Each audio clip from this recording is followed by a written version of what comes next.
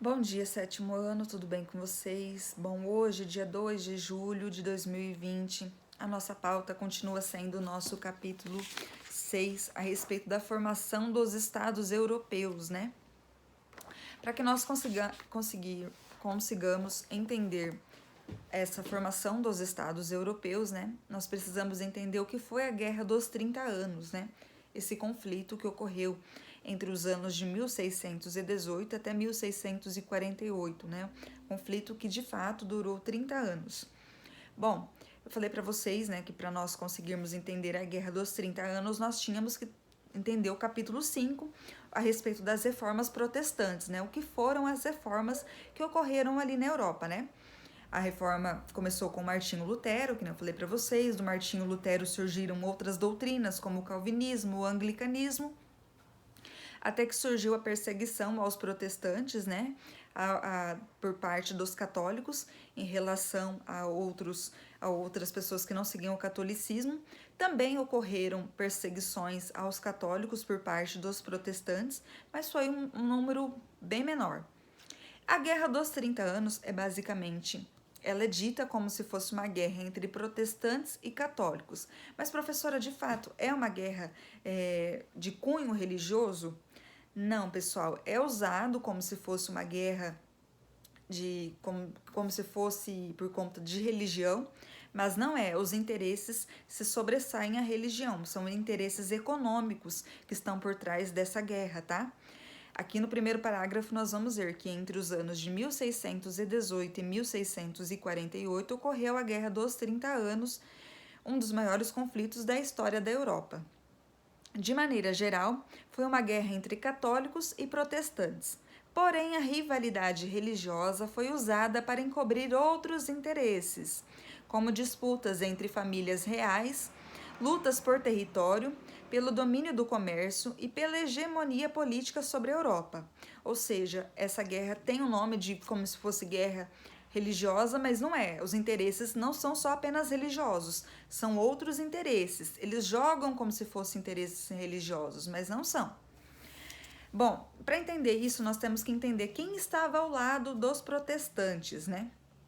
Dos protestantes estavam os países Suécia, a Holanda, a Dinamarca, os principados da Alemanha, a França. O que a França estava fazendo ao lado dos protestantes? A França é um país católico, não dá para entender. Por enquanto, ainda não dá para entender o que a França foi fazer ao lado dos protestantes nessa guerra. Do lado dos católicos estavam quem? O Sacro Império Romano Germânico, nome bastante extenso, né? A Espanha e a Áustria. A Espanha tinha como imperador o Felipe II e a Áustria o Fernando II. Os dois nomes parecidos, né? Tudo segundo. Os dois fazem parte da mesma dinastia, dinastia dos Habsburgo, mesma família eles pertenciam.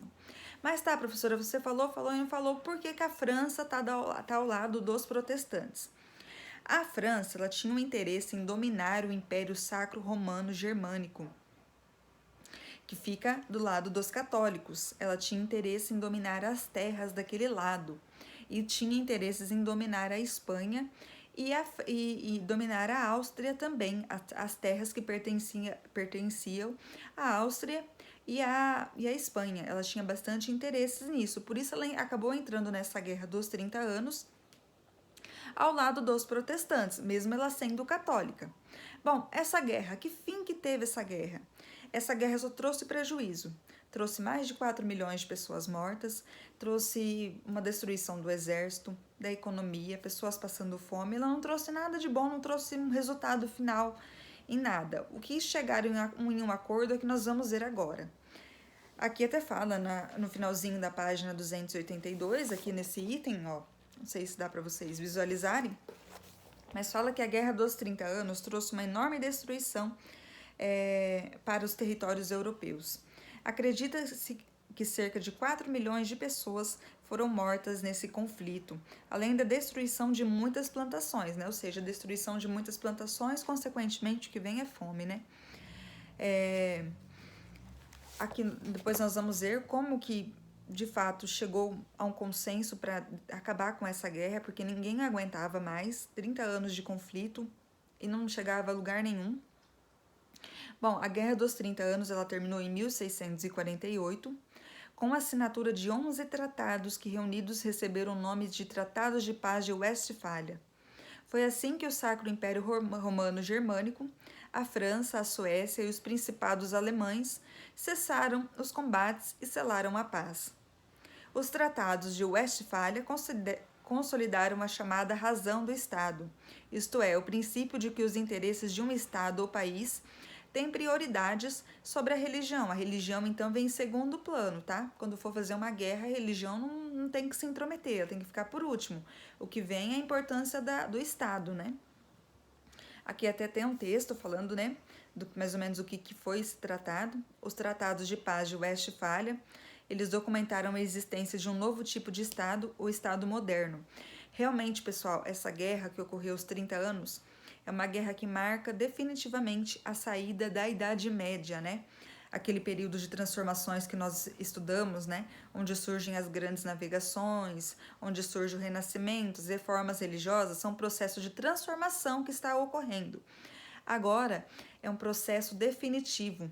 Agora nós vamos entrar de fato na Idade Moderna. A partir do fim dessa guerra, dos tratados de paz que foram estabelecidos, a Idade Moderna de fato acaba de chegar, acaba de acontecer.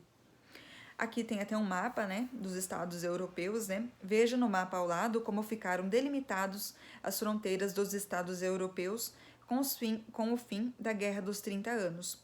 O Tratado de Westfália, assinado em 1648, trouxe profundas mudanças na vida, na política e na relação entre os países europeus. As pessoas passaram a ter liberdade de praticar sua religião, né? Uma liberdade que elas tentavam, né? E teve todo aquele processo da Inquisição, que nós estudamos bastante. Depois desses tratados estabelecidos, as pessoas poderiam seguir a religião que quisessem, né? Foram definidas novas divisões dos territórios europeus e criou-se a ideia de Estado-nação, que estabelece a soberania dos estados sobre os seus territórios, ou seja, tem alguém exclusivamente para mandar ali no seu estado sem interferência de outras pessoas. Aqui tem até uma questão: quais mudanças o Tratado de Westfália trouxe aos países europeus, né? Essa questão eu vou deixar na plataforma para que vocês respondam. Bom, pessoal, a nossa aula é isso, né? Essa questão Depois, em seguida, na página 284, né, vai falar um pouquinho sobre cidadania no dia a dia, né? A respeito que a soberania nacional no mundo contemporâneo. Aqui fala que desde o Tratado de Westfália, o conceito de soberania recebeu revisões e novas interpretações. Atualmente, como nossa sociedade se tornou globalizada, acontecem muitas violações à soberania dos estados. Por exemplo, os países mais poderosos interferem e afetam outros países por causa de problemas ambientais, especialmente quando a emissão de gases na atmosfera, né? Bem interessante nós lermos esse texto depois. A respeito quando fala soberania. Soberania significa autoridade, né? Soberania do Estado, autoridade de você mandar no seu Estado. Claro que hoje em dia, né, por exemplo, que nem aqui falou, né? Quando acontece uma catástrofe ambiental, os outros estados, né, os outros presidentes que são soberanos, eles podem se intrometer para ajudar nesses outros países, né? Ou, por exemplo, na questão da emissão dos gases, né, que é uma coisa muito triste, né, que vai acabando com a atmosfera. Então, os outros países podem interferir quando achar necessário, tá? Mas apenas nessas questões, né? O nosso presidente Jair Bolsonaro, ele não pode sair daqui do Brasil e ir lá no México dar ordem pro soberano, pro presidente de lá. Ele não vai obedecer. Ele pode, caso está acontecendo alguma coisa, tentar discutir essa questão, né? Entrar em consenso, mas dar ordem lá, mandar sozinho, ele não pode, né? Ninguém pode interferir no estado de outra pessoa, né? É o que está acontecendo aqui durante essa pandemia, né? Nós moramos em Maringá, o nosso prefeito decretou o fechamento dos bares, mas na minha cidade natal, em Paraíso do Norte, não aconteceu isso. O prefeito daqui pode sair daqui e ir lá em Paraíso e decretar que fechem os bares? Ele não pode. Por quê? Porque ele é o soberano daqui de Maringá, é ele que manda aqui em Maringá. Então, a razão do Estado é mais ou menos isso, né? Cada estado tem o seu governador e outro estado não pode se intrometer nas outras questões. Pessoal, é basicamente isso, tá? É um assunto um pouco difícil, tá? Nós não vamos parar por aqui, nós vamos falar novamente, quando nós voltarmos, nós vamos discutir de novo. Então eu peço para que vocês não fiquem desesperados. Eu não consegui entender, professora, nós vamos voltar na nossa videoaula que nós estamos tendo, nós vamos discutir a respeito disso de novo, novamente, dessa guerra dos 30 anos, né? E a razão do Estado. Então não se desesperem, tenham calma, leiam de novo, tá? Qualquer dúvida, vocês me mandem a pergunta na plataforma, ok?